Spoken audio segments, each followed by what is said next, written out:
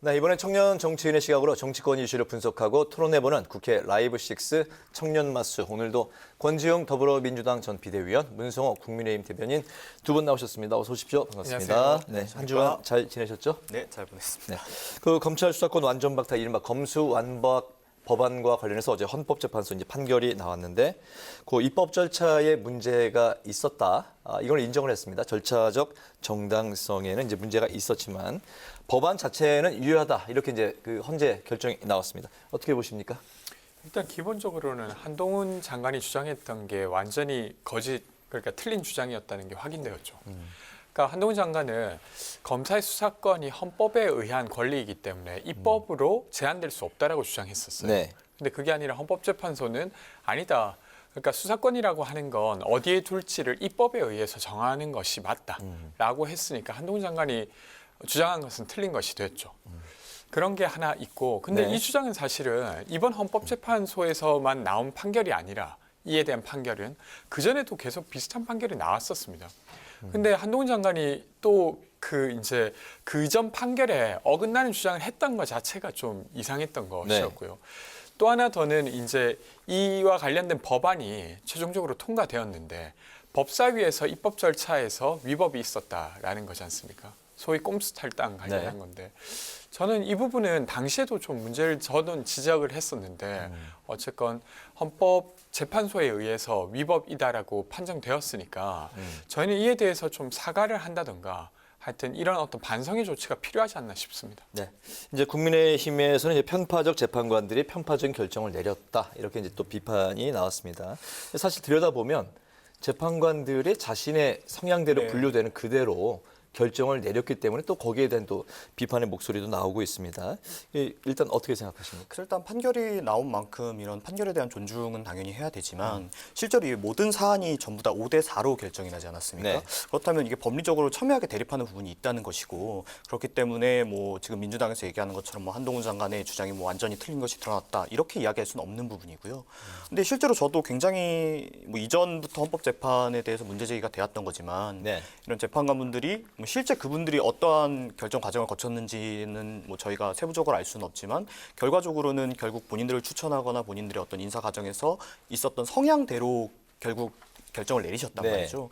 그러니까 이게 매번 반대쪽에서도 마찬가지로 본인들이 어떤 이 헌법재판에서 본인들의 의견이 수용되지 않았을 때 편파적이다 이야기를 할 수밖에 없는 것이고 또 저희 쪽에서도 그렇게 할 수밖에 없죠. 왜냐하면 이게 그런 것과 상관없이 어떤 법리에 의해서 내려진다는 느낌보다는 결국 이게 어떤 정치적인 판단으로 내려지는 게 아닌가 이런 모양새를 계속 보여주고 있기 때문에 거기에 대해서는 좀 전체적인 제도적인 비판이 좀 필요한 게 아닌가 이렇게 생각하고 있습니다. 저는 좀 의견이 다른데요. 네. 저는 되게 나쁜 프레임이라고 생각합니다.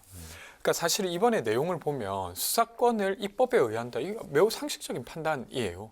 그리고 과정에서 어떤 문제가 있었지만 최종적으로 그 입법된 것 자체를 되돌리기는 어렵다. 이것도 이번에만 나온 판단이 아니라 그전에도 비슷한 판단들이 있었습니다. 뭐 미디어법 날치기 통과라든지 이런 거 있어서도 과정상의 문제는 있었지만 법이 무효하다고 할 수는 없다라는 판결이 있었죠. 그렇게 치면 이번 판결은 매우 상식적인 판결이라고 보는 게 더 합당합니다. 근데 이 판결이 자신의 입장에 뭐 자신의 입맛에 맞지 않았다는 이유로 그걸 판결한 사람이 나쁘다? 헌법재판소 자체가 문제가 있다라고 주장하는 거 정부기관 전체를 사실은 어떤 정부기관 전체의 신뢰를 떨어뜨리는 것과 같다고 생각합니다. 그것을 여당이 이렇게 한다는 것 자체가 저는 매우 부적절하다고 생각합니다. 약간은 뭐 다른 이야기가 될 말씀하신- 수도 있겠지만은 뭐 절차적 정당성이 또 인정이 되면서 또 그 법원에서 또 인용이 되는 그런 경우도 종종 있는데 이번의 경우는 좀 다르다는 말씀인가요? 그러니까 그렇죠. 왜냐하면 이게 이제 그 법사위 내에서 절차적 문제가 있었지만 그 다음 과정 본회의라든지 아니면 법사위 내에서도 안건 조정위 외에도 소위원회 전체 회의에는 국민의힘 의원들이 참여했었습니다. 그러니까 이게 절차적 문제가 없었다라고 볼 수는 없지만 그것만으로 이 법안의 효력을 무효시키기에 무리가 있다라고 본 거죠. 알겠습니다. 좀 아까 그 민영배 의원의 이제 이른바 위장 탈당, 꼼수 탈당, 그것도 이제 그 말씀을 하셨기 때문에 덧붙여서 이제 질문을 드릴게요. 민영배 의원의 이제 복당 문제가 이제 최근에 이제 주목을 받고 있는 상황인데, 민 의원의 탈당으로 국회가 사실 뭐 정당성이 좀 훼손됐다. 뭐 그런 이제 그 판결이 나온 거 아닙니까? 심의 의결권을 침해했다. 뭐 이렇게 결론이 나온 상황에 그 민영배 의원 그 복당이 좀 그 민주당으로서는 부담이 될 것 같은데 어떻습니까? 저는 당연히 부담이 된다고 생각합니다. 그 당시에도 문제가 되었지만 이번에 헌재 판결에 의해서 그때 문제가 있었다라고 인정받은 거지 않습니까? 네. 그럼 저희가 그럼에도 불구하고 민영배 의원을 그냥 아무 조치 없이 복당한다고 하면 헌재 판결을 부정하는 것과 비슷한 결정을 한 게 되는 겁니다. 네. 그래서 그렇게 해서는 안 된다고 생각하고요. 근데 당시에 이제 민주당이 법안을 강행 추진하면서 민영배 의원의 어떤 행동이 있었는데 그것이 다만 민영배 의원만의 책임인가라고 했을 때 당시에 뭐 지도부라든지 그 결정을 같이 했던 당 자체가 사과해야 될 부분이 저는 있다고 생각해서 그러니까 민주당 입장은 본인 소신에 따른 탈당이었다. 이런 입장 아닙니까? 저는 그렇게만 보기는 좀 어렵다고 생각합니다. 지금도 막 복당해야 된다는 주장을 민주당에서 하고 있고 네. 그리고 지난 그 4월에 탈당 이후에도 6월에 있었던 지방선거에서 마치 민주당 구성원인 마냥 선거를 같이 치르는 장면들도 있습니다.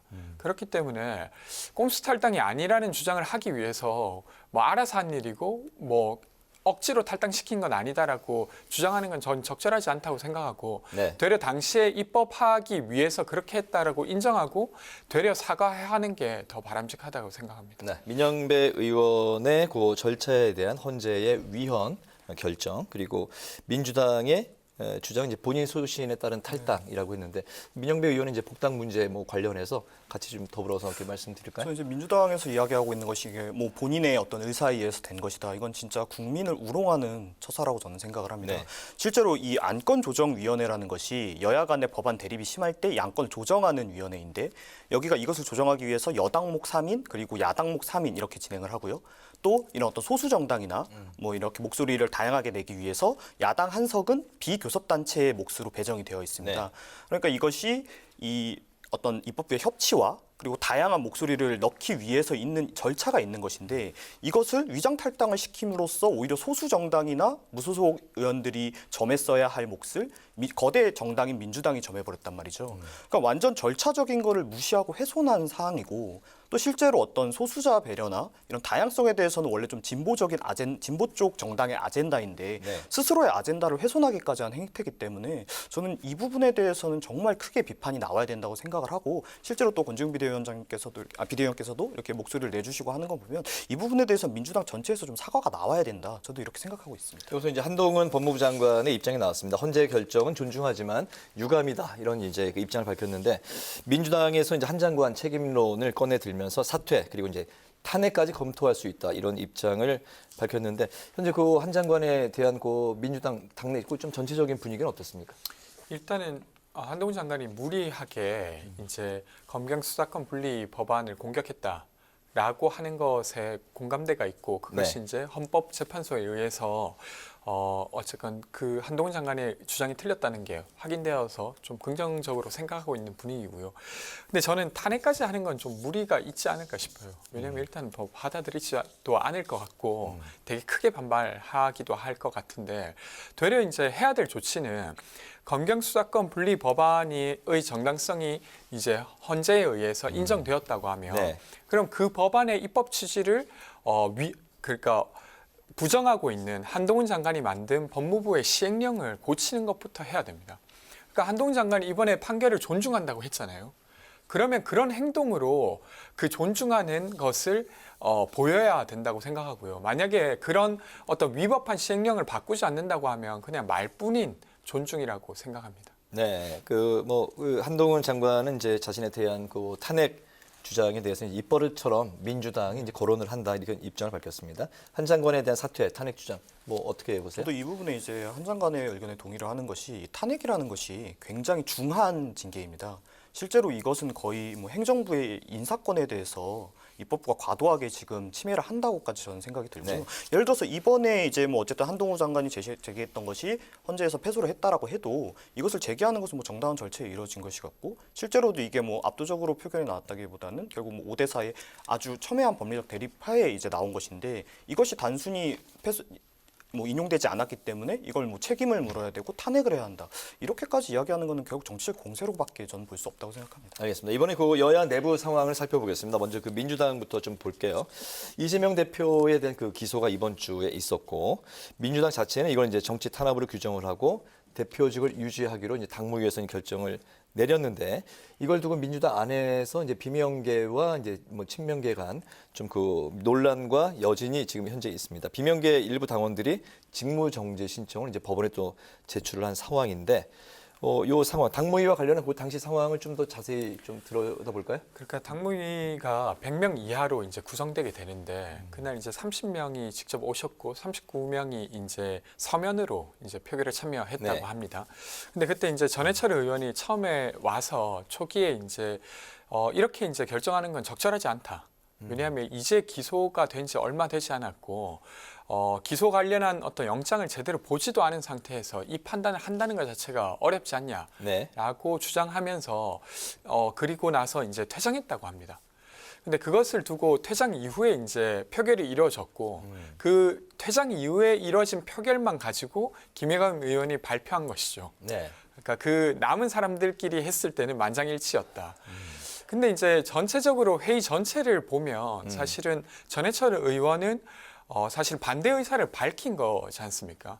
그리고 그것을 포함해서 저는 대변인이 발언하는 게 더 적절했다는 생각입니다. 근데 그것을 이제 포함하지 않고 대변인 명의로 발표를 했다가 전해철 네. 의원이 반발하면서 다시 김의겸 의원이 그 전에 이런 일도 있었다라고 공유한 상황이 있었습니다. 네, 알겠습니다. 근데 뭐 또 김의겸 그 대변인의 발언이 뭐 적절했다고 말씀하셨는데 그 다음에 또 그 이런 잔기술은 뭐 업계에서 뭐 통용이 된다. 이 발언은 좀 그 부적절성에 대한 이야기도 나오고 있네요. 네, 그러니까 저는 김의겸 그 대변인의 발언 자체가 막 적절했다고 생각하진 않고요. 어쨌든 네. 그런 맥락에서 이야기했다고 생각한다고 말씀드린 거고, 어쨌건 이게 보통 이제 그 의견이 좀 중지가 모아지면 박수치고 의결할 때가 있습니다. 네. 근데 그런 게 아니라 이번에 표결을 했다고 하면 이건 정확하게 알릴 필요가 있었죠. 근데 그렇지 않은 것 자체는 전 적절하지 않았다고 생각합니다. 네, 김 대변인에 대한 뭐 그 좀 생각도 뭐 짧게 좀 들어볼까요? 뭐 이게 뭐 이제 말씀해 주신 것과 같이 이런 뭐 진행상에서 조금 미흡했던 부분이 있었던 것 같고요. 근데 저는 이게 뭐 김의겸 의원님의 발언 하나의 문제가 아니라 네. 지금 이게 결국 당원 80조에 관한 이야기지 않습니까?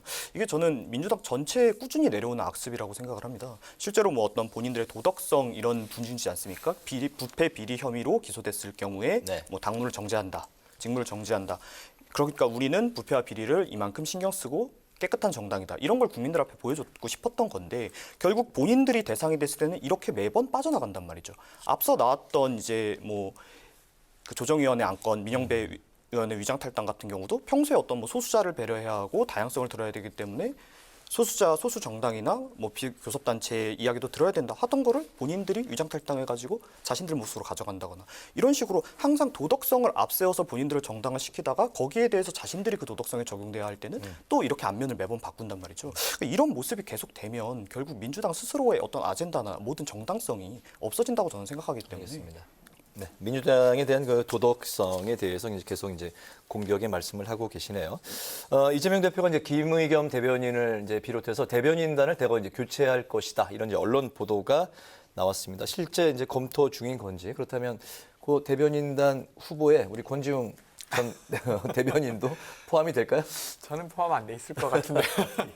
실제 이 이야기가 뭐 어느 정도 나오고 있습니까? 네, 그러니까 꼭 김의겸 대변인뿐만 아니라 네. 사실 인적 쇄신 이야기는 벌써부터 나오고 있었지 않습니까? 그래서 뭐 사무총장까지 교체를 할 것인지 네. 아니면 지명직 최고까지만 교체를 할 것인지가 보도되고 있는 맥락에서 이야기되고 있는 거라고 말씀드리겠습니다. 네, 알겠습니다.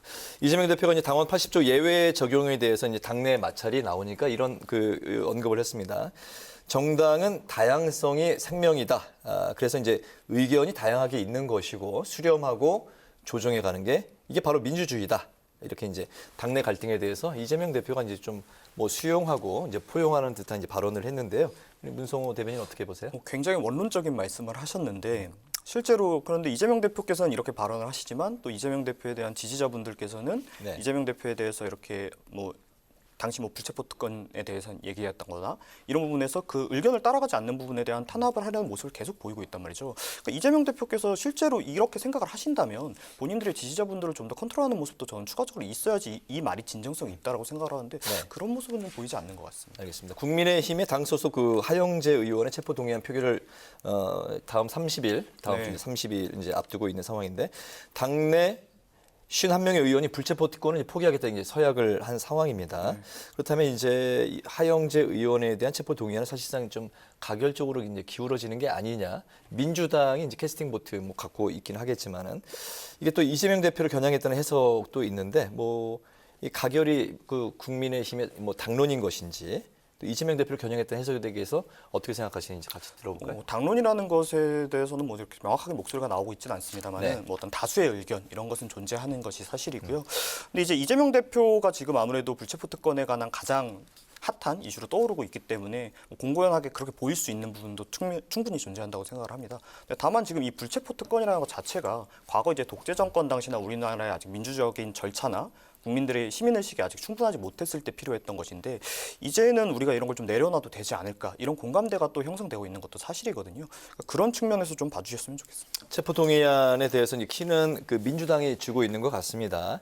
그렇다고 해서 가결을 하기도 그렇고 또 부결을 하기도 그렇고 내로남불이라는 이제 그 비판에 대해서 또 이제 부담도 안고 있는 상황에서 표결에 임할 것 같습니다.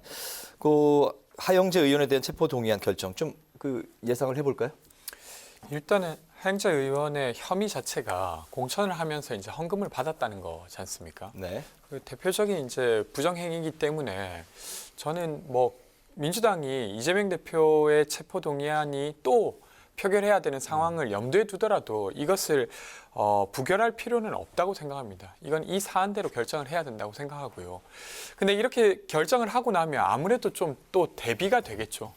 그러니까 국민의힘 의원 같은 경우에는 체포동의안이 왔을 때 가결되어서 이제 영장 실질 심사를 받았는데 민주당의 경우에는 그 전에는 사실 2명의 현역 의원을 체포동의안을 가결했었습니다. 민주당에서도. 네. 근데 최근에 이제 노웅래 의원과 이재명 의원에 대해서는 그렇지 않았던 게 부각되게 될 텐데, 근데 이에 대해서는 좀 이재명 대표를 비롯해서 지도부에서 좀 고민할 필요는 있다고 저는 생각합니다. 어떤 고민이냐면 계속 체포동의안이 제출된다고 했을 때 그것을 계속해서 부결하는 것은 당에 큰 부담인 것은 사실입니다.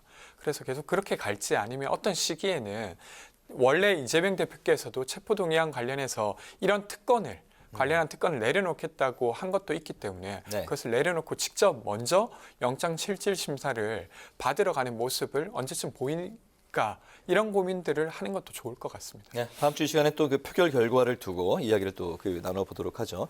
오늘 마지막 질문 그 한상혁 방통위원장에 대해서 검찰이 구속영장을 청구한 게 조금 전에 그 속보로 떴습니다. 네. 혐의는 측근을 심사위원으로 위촉을 해서 TV조선 점수를 낮게 고쳤다. 그래서 TV조선 4년 재승인 예상이 됐었는데 이게 이제 3년으로 또 바뀌었고 검찰 수사 이후에 허위 보도 자료를 배포했다. 요 이제 세 가지가 이제 중점 영장 청구에 대한 이제 그 사유인데 마지막으로 두 분의 의견 좀 들어볼까요? 예. 이게 뭐 좀 속보로 뜬 내용이라서 좀 더 내용 확인이 필요할 것 같고 뭐 수사가 진행 중인 만큼 뭐 확단해서 이야기할 수 없지만 이런 혐의가 만약 사실로 드러난다면 이전 정부 인사가 결국 언론을 탄압하고 결국 재승인을 취소함으로써 언론을 통제하려고 했던 것이 드러난 것이거든요. 근데 제가 저희 이번 정부의 어떤 언론에 대한 대응에 대해서 네. 굉장히 많은 비판을 받았었습니다. 그럼 그 비판했던 만큼 본인들의 잘못이 드러난다면 거기에 대해서도 책임을 지셔야 한다. 이렇게 말씀드리겠습니다. 네, 임기가 이제 7월에 종료가 됩니다. 정권이 바뀔 때마다 이제 방송법 개정 뭐 여러 가지 이야기가 나오고 있는 상황이고 어쨌든 이제 오늘 오후 늦게 이 소식이 들어왔는데요. 예, 어떤 생각 드십니까? 그러니까 이게 단순한 수사였으면 이렇게까지 이슈가 안 됐겠죠. 근데 이제 맥락이 있습니다. 수사 외에. 그러니까 작년 6월에 윤석열 대통령이 국무회의에 방통위원장 배석을 안 시켜요. 그러니까 그러니까 통상 원래 네, 장관급 그랬었죠. 네. 인원이기 때문에 네.